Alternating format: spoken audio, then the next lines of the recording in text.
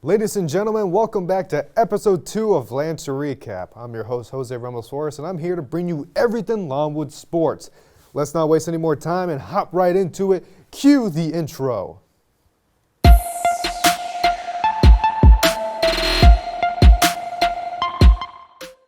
The women's soccer team played 2 of their 3 final matches this past week. Beginning on October 16th at Radford, the match ended in a draw, the final score being 0-0. The Lancers shot 7 shots compared to the Highlanders' 10. Our Lancer of the game is Sarah Curtis. The goalkeeper earned her second shutout of the season, finishing with 5 saves. The team then returned home at the Longwood Athletics Complex to face Presbyterian, and what also ended in a draw. Final score being 0-0. The 3rd shutout in a row for the Lancers. Our Lancer of the game, yet again, Sarah Curtis protects the goal with 5 saves, earning her 3rd shutout of the season, making it 10 saves combined against Radford and Presbyterian, and taking home herself the Big South Defensive Player of the Week.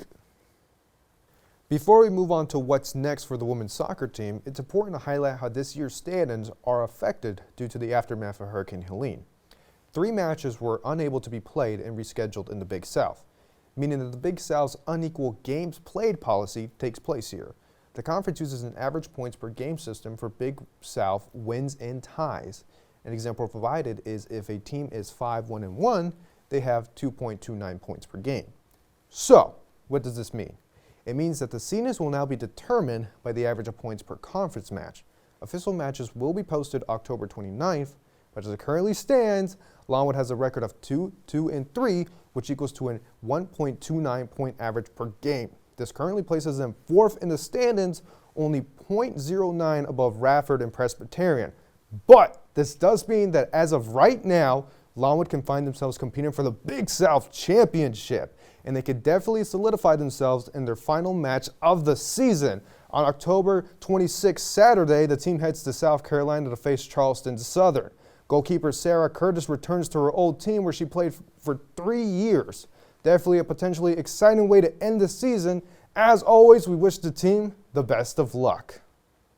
The men's soccer team come off 2 matches in the past week.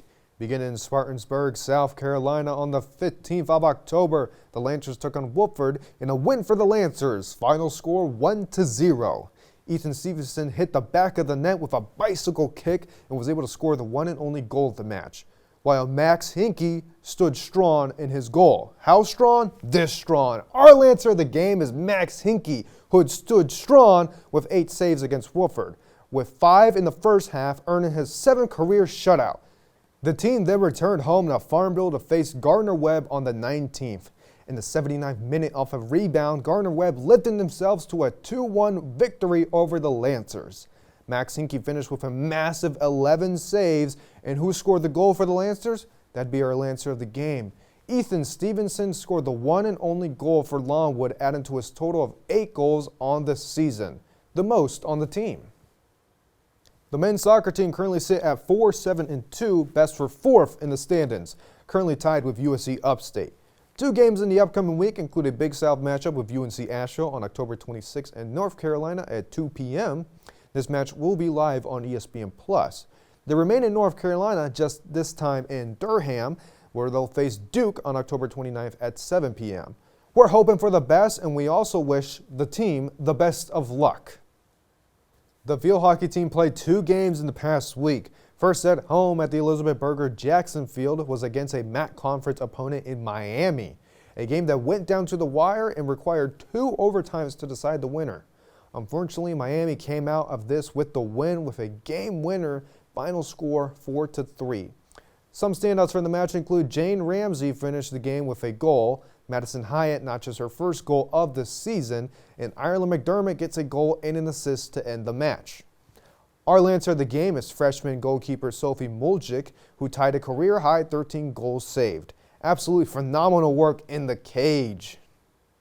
Then, in a battle of the LUs, Longwood faced Liberty in Lynchburg, Virginia. Liberty, who is ranked 19th in the nation, had a tough battle against the Lancers, who took them into overtime. In another unfortunate events, though, Longwood lost again in overtime. Final score 2-1. Zoe Turney scored the one and only goal for the Lancers, but if you thought 13 saves was impressive, get ready for this. Our Lancer of the game is Sophie Muljic, who recorded a career-high 16 saves, double-digit save games in back-to-back matches, having a .829 save percentage. A massive showing for the freshman, which earned her MAC Conference Defensive Player of the Week. The team sits with a record of 4-9 and 2-4 in MAC Conference play. They have two matches coming up, the first being a MAC Conference matchup against Appalachian State in Boone, North Carolina on October 25th at 6 p.m. Then a battle in Williamsburg, Virginia against William & Mary on October 27th at 12 p.m. A chance to improve the record, and as always, we wish the team the best of luck. Ladies and gentlemen, that has been episode 2 of Lancer Recap. Make sure to keep your eyes peeled for next week because we got updates for both soccer teams and the field hockey team. I've been your host, Jose Ramos Flores. I can't wait to see all your beautiful, lovely faces next week. Bye-bye.